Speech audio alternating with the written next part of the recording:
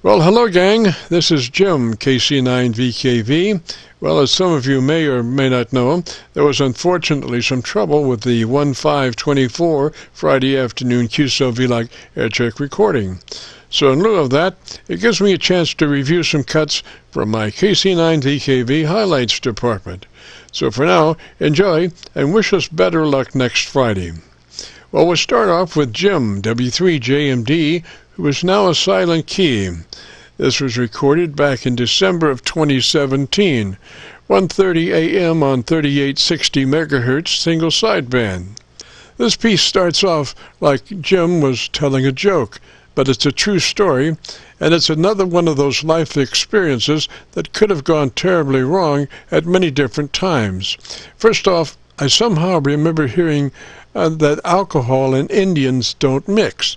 Well, nonetheless, Jim put caution to the wind for a most interesting story about some World War II Navajo code talkers in a bar in Winslow, Arizona, without the flatbed Ford. And then from there to an ancestral Indian wedding, with Jim and a friend being the honored guest. And while there was a few knife fights among the Indian tribe, but Jim and his friend were safe because they were the guests of the chief. And speaking of knives, the next part of the QSO naturally flowed into a discussion about Lorena Babbitt and her operation on Mr. Babbitt as he lay sleeping, bringing a whole new meaning to the phrase, "If you snooze, you lose." And while he did survive the operation, the reattachment did not go so well, bringing up another new phrase to the meaning married couples should never go to bed angry at each other. And what that has to do with autopsies, I'll never know, but that became the next topic of discussion. I must admit, 3860 MHz has a tendency to wander topic-wise from time to time. Here is Jim, W3JMD, talking about the Navajo code talkers. So we went in there, and there were only the two Indians and the bartender that were in there at the time, and so we sat down. We both had a beer, and we heard them talking, and it was like, whoa, unbelievable. And that's when we had the bartender come over, and we bought them some beers, and then my uncle said hello to them. What did they make you, like Elizabeth Warren, like a 1/16th Indian? You were real white? No, they were Indian. These guys were World War I. This is what year was this? 74. Yeah, it was about 74, 75. And so they were feeling their age because they were about that age. About that same age. So it was interesting because like I said, they would go from French to Italian to German to English to Spanish. Portuguese got thrown in there occasionally, and it was just all, they were just working their way through the different languages. Each sentence was different. No, the point is, didn't the bartender notice you were a pale-face, and why did he serve you if you were out of your cage?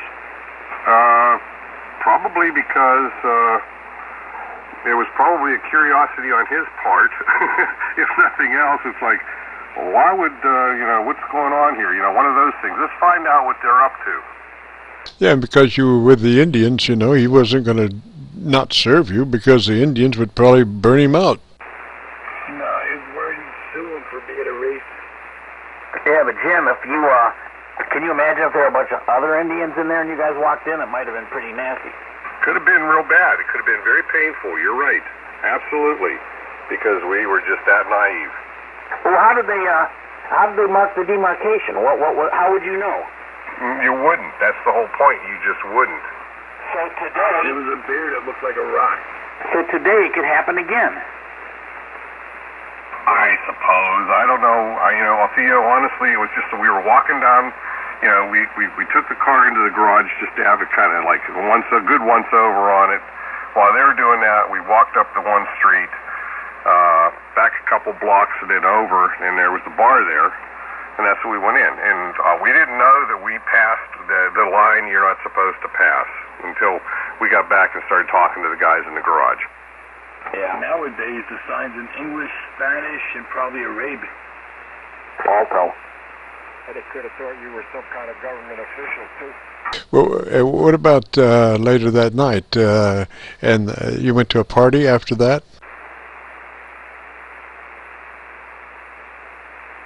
Jim, did you say you went to a party with him after later on? Yeah, that evening there was a wedding reception, wedding thing there. Actually, it was kind of like more like a wedding because the elders blessed them and all that. So yeah, it was a wedding and the party, and that's what we went to into that evening. And yeah, there was a lot of blood on the floor. People got knifed and everything. Yeah, they don't hold their liquor well. Did they have music at the wedding? Yeah. You're saying people were knifing, they were knifing their own? Yeah. That's like black people. Theo, you've never been to Newark or Chicago? Oh, hell no. You couldn't pay me to go there. It's going on today. Well, as far as they didn't knife you guys when you were up there because you weren't part of the tribe, and if they're knifing each other, you guys would have been easy. No, the tribe already knew that we were going to be there, and since the chief said that we were their honored guests, nobody was going to touch us.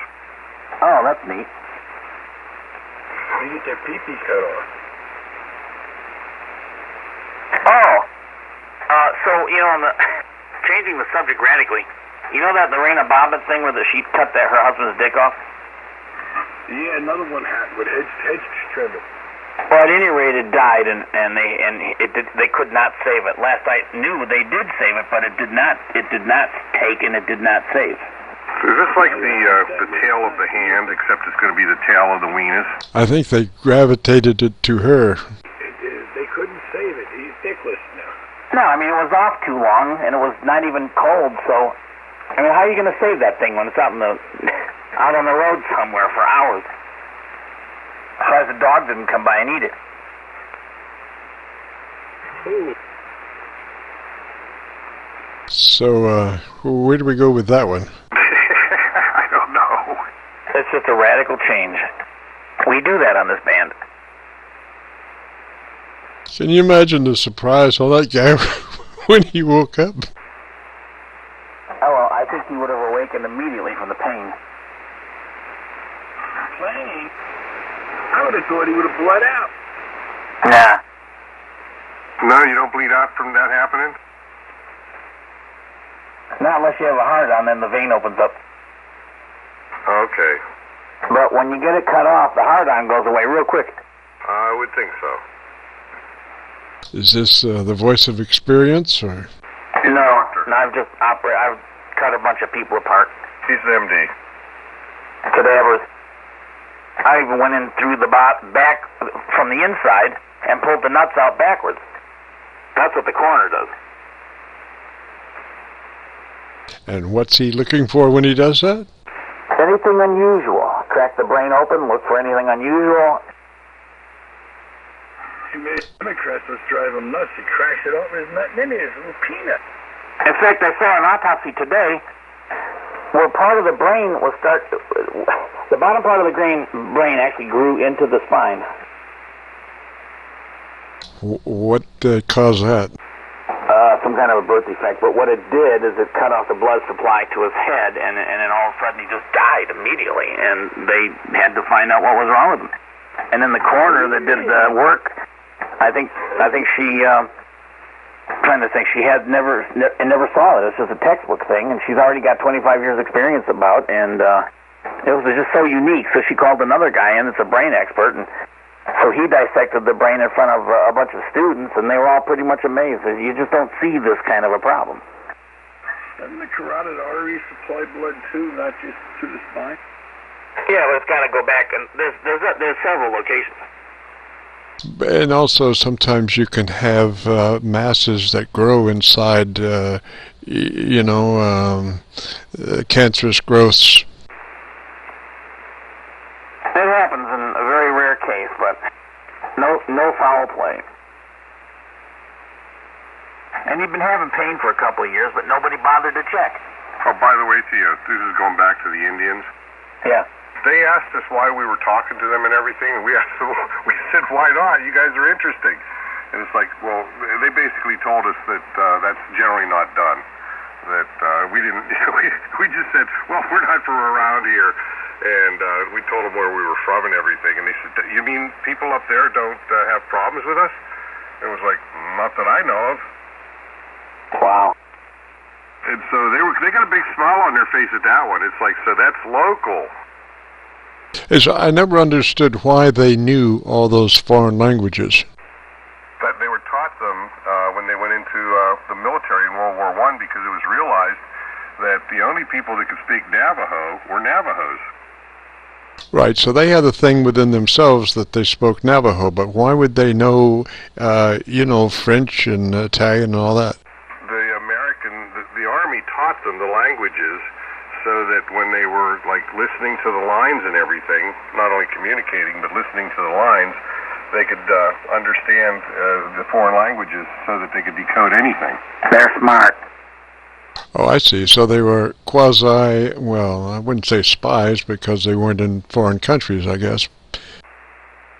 But everybody was tapping into everybody else's lines. And they're women.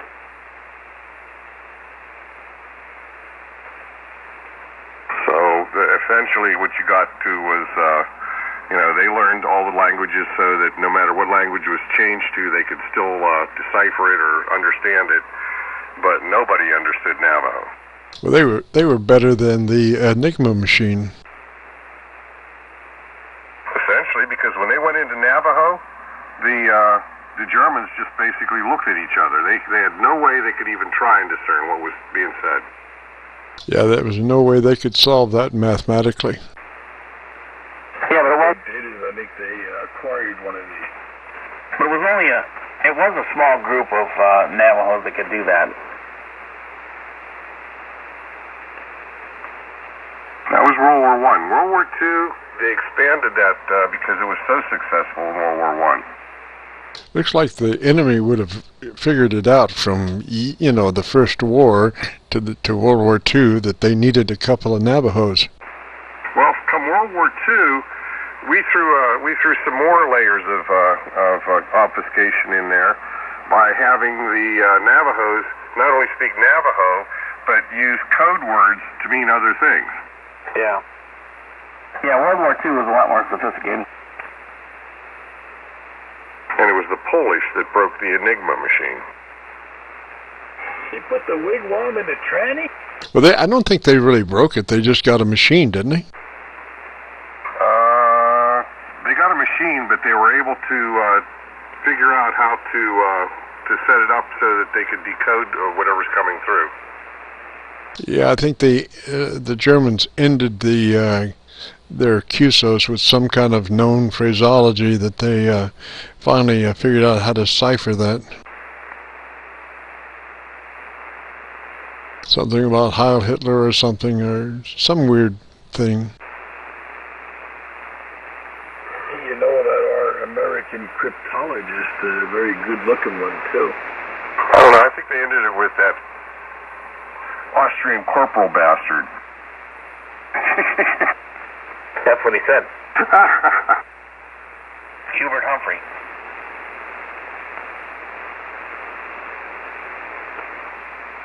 Did you ever see that movie about the guys over in England that were trying to figure out the Enigma machine, and they had all these? I guess it was the beginning of computers, actually. Oh, the Bletchley Park thing. Yeah, right. Yeah, what was it? The guy that Turin. I think that was his name, Turin. He was homosexual, so that was in fact, they did several things that were pretty nasty to him, even though he saved their butts big time. Yeah, and Churchill had this, what did he call that? Not the waxworks, but the something works, where it was like a side department for folks developing specialized weapons that they didn't have to go through all this chain of command. Churchill could just say, make me this or make me that, or somebody could come to him and say, hey, we got this. And I think the bazooka, I think, was come from that group. Talking about the skunk work? the U.S. We call it Skunk Works here. I don't know what the Brits called theirs. It was something like Skunk Works, but yeah, the bazooka and the timed fuse. They started off using some kind of a candy, chocolate candy or something that melted, a little ball that they could put in this thing as a timer in underwater demolition that would dissolve at a certain rate, give the divers a chance to get out of the area before the thing went off. I do remember reading on that timed fuse. There was a lot of work went into that. Yeah, they eventually went to some kind of a lead string that had a spring attached to it, and the spring would pull the lead at a given rate, and the lead would expand at a given time, and they called that the L fuse, lead fuse.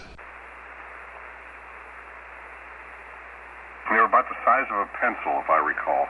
Yeah, Roger. Are you sure it wasn't a piece of tin? No, it was lead. Lead is a soft metal that will pull apart with torque. Yeah, so is lead, or tin. But it takes there's a great deal of difference between a lead string and a tin string. There's tensile strength. Lead don't have much of that. But the main thing was that lead would pull apart by this spring, and it was and it did it systematically each time, about the same time that it would stretch, and then I guess it would pull apart, break, and then when it broke, that spring would hit something and boom. I think they had a vial of sulfuric acid and a bunch of chlorate in there, or something like that. Theo, you know what that does. Oh, yeah. No, I've got those. I actually have those. I have copies of all those CDs where they go through all that. I have one hell of an archive on all that stuff. Yeah, we used to have it up on the FTP site until they said, no, not until you do this. You got to take all your FTP stuff down there. So eventually I'll get it back up. I kept everything intact. I have the files. Yeah, but anyway, yeah, Theo, I have all the munitions files and everything else. Then do you have all the atomic bomb declassified stuff too, where all the people that died and all the things that happened in the lab? I've got everything. I've got how to make the trigger mechanism and all that. Oh, yeah. Plus, I've got all the declassified, all the atomic bomb tests where they put the animals there, what they found, and the radiation levels, and all this shit. It's very technical.